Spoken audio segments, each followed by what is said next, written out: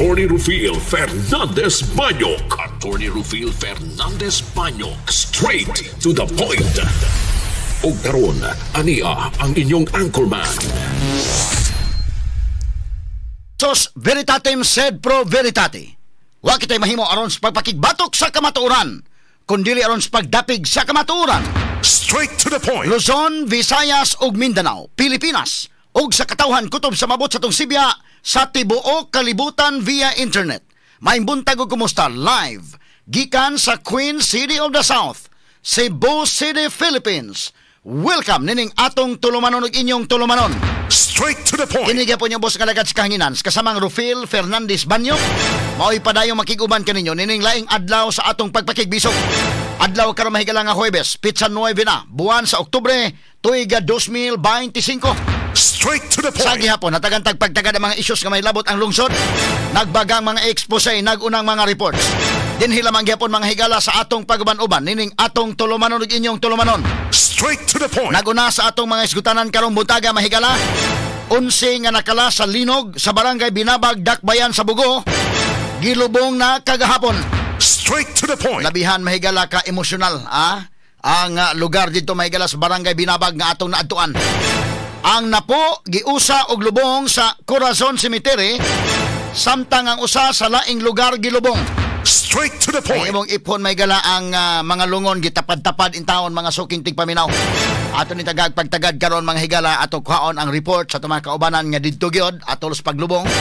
Aron to makuha may gala ang ila gyud mahigala ang naobserbaran. Aktual mahigala nga naobserbaran atol mahigala dito sa paglubong, mga seremonyas, mga kagalaan dito sa barangay Binabag. Ngadto na mahigala sa Corazon Cemetery. Katanig pagtagad rubutaga sa atong pabanuban mahigala nining atong tulumanon ug inyong tulumanon. Straight to the point. Samtang gawa sa pagsaka sa tubig sa pantalan sa Hagnaya sa lungsod sa San Remigio, atong giadto sab ni kasamang RV Veloso kagahapon, namatikdan sab sa mga residente nga nausab ang level sa tubig dagat sa may barangay Nailon, Dakbayan sa Bugo. Straight to the point. Sa mga nakaobserbar ang tubig sa dagat kung mutaob mga higala, dili na makabot sa bahin sa baybayon nga kanhi niyang maabdan. Straight to the point. Murag doon na siguro na tandog sa ilaw maning kalakiha mo na nga ipatan-aw may higala sa mga eksperto og unsay gining hitabua. Kay dito sa Nailon mura og na kinini ang murag na usab ang dagat day. Ang baybayon pero dili pod mga higala sa Hagnaya murag misaka pod mga kaigsunan Ato ni hatagag pagtagad rubutaga sa atong pabanuban usab nining atong tulumanon ug inyong tulumanon. Straight to the point. Sa Nailon nidako ang hunasan. Nidako ang hunasan sa Nailon pero sa Hagnaya nisaka. Nisaka pod mga higala ang tubig. Mao na nga kung nakabantay mo sa atong mga videos kagahapon, ang series bus mga higala sa nang ninaog mga kagalaan sa Roro type nga vessel.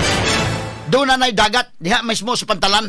Straight to the atong point. gipadtuan may galang kasamang RV Veloso kagahapon. Ato ning hatagag pagtagad rubutaga sa atong pabanuban usab nining atong tulumanon ug inyong tulumanon.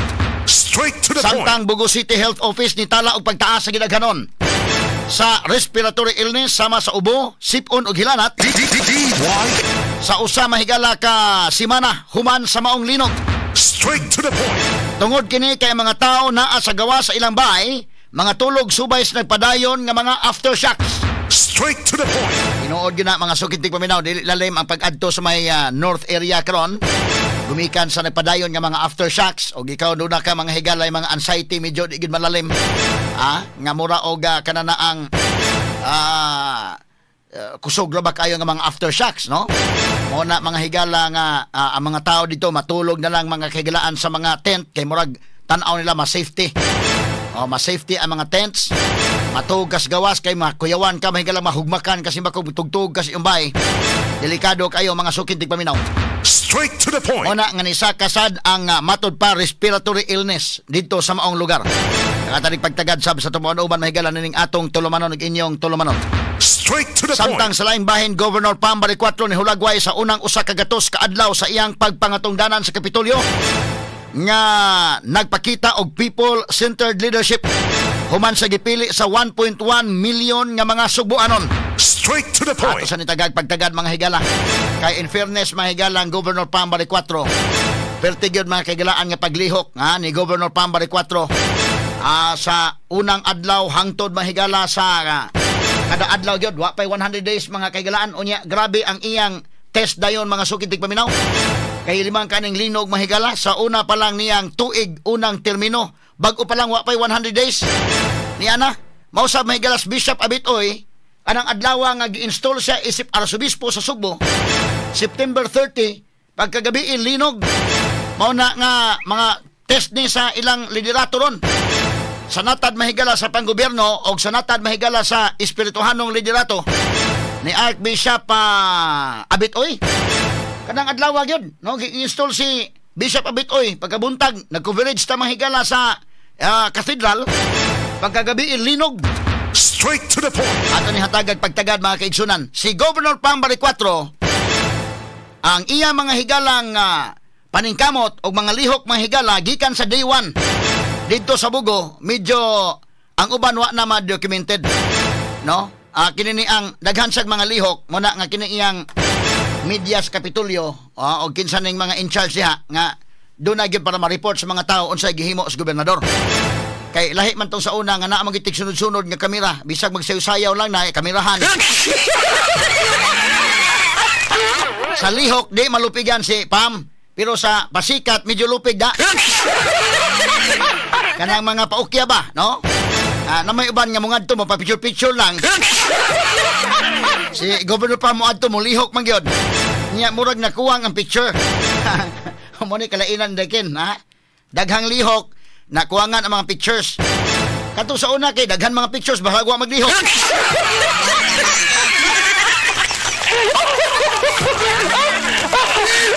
pagtagad lubuntaga mga higala sa banuban karon ning atong tulumanon ug inyong tulumanon. Straight to the point. Kay ni ang mga higala man tay mga nahibaw-an gyud nga mga personal sad unsa mga higala ang mga gipanghimo diri sa Kapitulyo labot ining linog. Pero mao lagi na nga sa pagkakaron niining panahon na mga higala nga ni atas katalagman ang katawhan didto mga higalas Bugo kay didto magyud ko sa ground zero. Gusto mga tao oy nga ang tanan maghiusa in fact nahimo na sa mga subuanon para matabangan sila. Gusto sa katawhan labi na mga leaders nga maghiusa mo para nga magrasyahan mi diri in town kanang hinahanglan may grasya diri. Mo nay singgit sa katawhan didto mga sukid di paminaw. Di na gusto mga tao nga mag-away mo mga leaders oy. Straight to the point. Nining panahon sa katalagman mag-away mo din ha. Dili na maoy singgit sa katawhan. O gusto sa mga tao dito nga biktima nga pagsabot-sabot mo diha, pag sinabtanay mo diha, pag ayo mo din ha, pag hinigilaay mo din ha, tungod og alang sa mga biktima. So karong mga panahon na dili maayo nga saktan og pamulitika. Straight to the point. Karong mga panahon na ihikling una ang mga pamulitika, magtinabangay una pag tabang sa katawhan nga mga biktima. Straight to the point. point. Nga ang private sector nga wa maghunahunag pamulitika, tabang ra gyud na mga sukid di paminaw mo na naghuot na hinuon ta ditog tabang. O kana positive para nako ha. At traffic na hinuon tag tabang dito, da okay na pero katong uban nga medyo dili na lang mo git-git dito sa grabe ka traffic. Dahala, i-ari na lang na inyong tabang des DYHP. Kaya ato po na mahigalang ipaabot dito. Mahimo og Antonius Kapitulyo hatod inyong tabang, mahimo sa direstong Sibianan, okay pod. O kinsa nang ubang mga organizations no nga naghimog kana na ang kon kini maggo sa lalim. Actually di man lang enough nga madawat ta. Namong itay mga tao nga atong mga volunteer sad nga mo distribute. Di man na lalim sa good nga maghimo tag relief campaign. Kami naanad na malami des DYHP. Mga dagkong mga panghitabo mahigala linog sa Negros didto mi. Linog sa Bohol didto man sad mi. No? Naanad na mi nang nana, no? Nga kabahin la na mahigala nga para nako magod akong mga staff dili akong giinan. Why meaning nga kitay overall number 1 radio station sa Sugbo? Walay meaning kana kung dili na to gamiton nga atong itabang kining atong microphone sa mga tao nang kinahanglan. Straight to the point. Ni amay power ning atong sibya, ni amay power ni atong microphone atong gamiton. Aron nga makatabang ta sa uban, ha? Straight to the point. Ona nga gitagaan man ta gisangunan man ta ani. So ato ning gamiton nga makatabang ta. Kay naman ta accountability. Mo na nga kada usa, mo na akong giingon, nihatag diri dunay mga ni anhi mahigdaghan nga nang hatag. May mga kagalaan ni hatag og mga goods atong gidawat. Napoy ba ni hatag og kwarta kay kami nalay papaliton okay rasad. Ngano man kasalig man sila sa atong Sibianan nga ang importanteng credibility nga atong giampingan sa dugay katuigan. Nagsige naman taghimo mahigala mga relief campaign og ang atong mga sukin tigpaminaw ni salig nato mga higala ni anang maong pagpahigayon og relief campaign. So mo kana nga kini ang ato nang gidawat. Unya, doon na accountability. Motong kupol kagahapon day nga ni anhi nga sa attorney kanana ang ganahan tami nga kami moadto pero kami ramang duha, no? Amo nang ihatag ni dinhi ning among hinabang diri sa DYHP kay kamo na lang kay kabaw man mi nga kining among ihatag sama raman nga didto mi kay kaabot man gid dito nagmonitor man mi ninyo. Straight to the point. So pagkanindot nga paminawon mga sukit tig paminaw sad, no? Na among gituyo gud nga inyong gihatag namo kay instrumento naman ta diri nag-abot dito hatag gyud namo nga amo gyud i-live sa gyud among ipakita ninyo dito sad nga transparent ta. Og maingon ta may gala tag 15,000 ang kada usa sa mga namatay nga kinabuhi. Amo gyud ang giihap kay lisod magkay sobre ra nga naihatag nimo. Nya ang uban maingon la tinuod ka tong 15,000 kay basig dito 15,000 straight to the point. So di man ni among kwarta sa mga tao man sumo nang ato ipon kay ngano transparent man ta mga sukit tig paminaw. Straight to the point. point. Nga ang pagsalig momoy among gi kuha nga naa ang pagsalig ampingan nato na kay once na ang pagsalig sa mga tao mas makatabang man tagdaghan, no? Amo kana mga sukit tig paminaw atong tagag pagtagad robodagas tuban-uban usab ning atong tulumanon inyong tulumanon. Straight to the point. Unya si Governor Pambali 4 na gawas may gala nga libre na ang kinini ang wiwi ug pupo sa atong mga terminals. Ang si ambulance na tuma na. Nanaday ang si ambulance sa Kapitolyo mga sukit tig paminaw. Bago pa lang wa pa 100 days.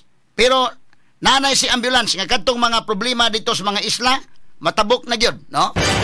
Kay ang Kapitolyo mga higala gituman gyud ni Governor Pam tong iyang gingon nga ako ipakita ninyo unya mga pictures sa si ambulance mga sukit tig paminaw nga kanini ang gitagaag prioridad ni Governor Pambali 4. Straight to the point. Bali gina akong gingon ang mga hospitals gyud paglingkod giuna ang mga hospitals nag-hire mga doctors na mga nurses gideploy dayon sa mga hospitals.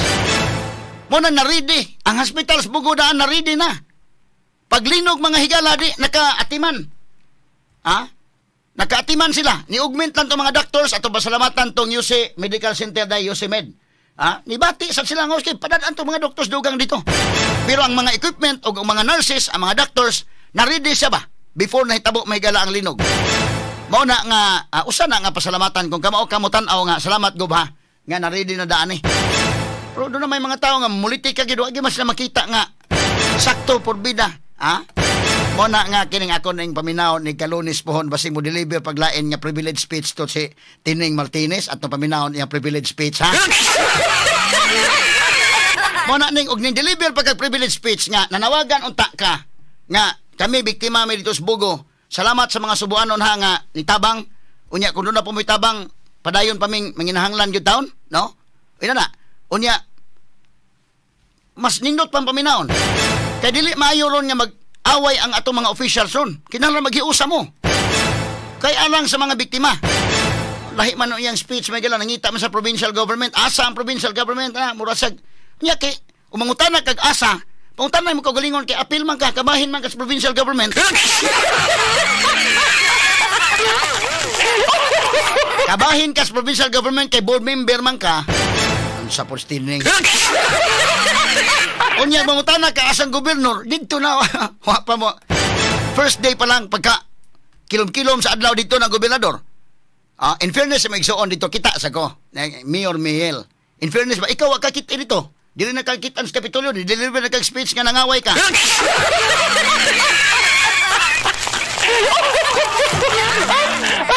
Mura man ko kaingon nga unsa mo magbag-o gidaman man siguro ning tawhana o baka mura gid mungawan man siya. Atong kagag pagtagad lubuntaga mahigala sa ban-uban usab ning atong tulumanon ug inyong tulumanon. Straight to the point. Samtang sa kauluhan mahigala og ubang bahin sa nasod. Si Senador Francis Chis Escudero og late Representative Martin Romualdez, mga opisyal o kanhi opisyal sa gobyerno gipaubos sa lookout bulletin ang order mahigala sa Bureau of Immigration. Straight to the point. Og samtang sa pikas bahin ni Amay Galay unom ka mga kandidato pagka-senador sa 2022 nga eleksyon nakadawat og campaign donations gikan sa mga kontraktor nga apil sa giimbestigar sa Comelec tungod sa illegal campaign donation. Straight to the point. Ang ato sa isgutan mahigala kining bag-ong ombudsman og ang problema ron sa Senate Blue Ribbon Committee mga higala unsa man human ni Marcolita si Lacson, ni-resign si Lacson karon unsa man si Tulfo may mopuli dai. Adunay gipang pilian og ginsay mopuli, timan kana siyang Senate Blue Ribbon Committee dako na nga obligasyon ha. Straight to the point. Okay ra ang ibutang din ha nga kana gyung klaro ha. Nga mahibaw-an nato ni unsa na ni atong flood control projects na unsa na ni. Daghaning mga kurakot, mga sukitig paminaw. Straight to the point. Si Erwin Tulfo lang una ang acting chairman kasi may vice chairman day. So na-resign si Lacson, siya lang sa acting chairman. Kaya wa pa sila napili nga bagong chairman. Pero nga to ana og dunay acting chairman, ipadayon ng Senate Blue Ribbon Committee hearing. Ipadayon nga makita sa publiko para magklaro ba? Transparency ba? O kinsay angay nga may bawaan sa katawhan ba kinsay mga kurakot gyud napita? Straight to the point. Isod man kay na nga kini ang inay hapit na mahibawaan ni undang na hinuon ang investigation. Imbes trailing na kayo na unta mahigala sa kinini ang climax na untang dapita, o sa salida pa wa na hapit na gyud, hapit na madakpan mahigala, hapit na gyud makuha unta mga higala ang kontrabida, unsa ba mga kigilaan ni undang magkalit? Ang mga tao mabitin man, marabang tanaw kag sini nga to na. Gigukod na mga higala, duol na gyud hapit na masakpi ang kontrabida. Unya ni kalit og brown out. Kini guban pang mga iskutan niyo mabati exclusive over DYHP RMN Cebu 612 sa dial sa inyong radyo sa 93.9 IFM. Serbisyo publiko gikan sa mong lukhan. Sa kanunay DYHP number 1.